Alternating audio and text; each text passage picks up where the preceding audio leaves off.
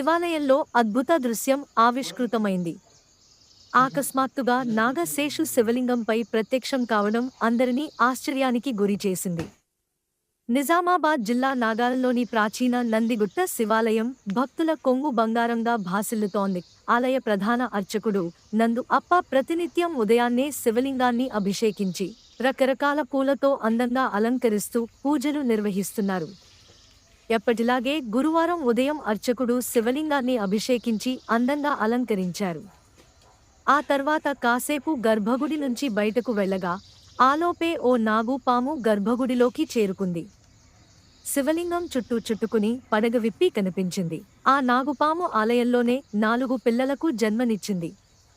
శివలింగంపై నాగశేషు చాలాసేపు దర్శనం ఇవ్వడంతో సాక్షాత్తు నాగదేవత పరమేశ్వరుని వద్దకు చేరుకున్నట్లుగా ఆలయ అర్చకులు చెబుతున్నారు.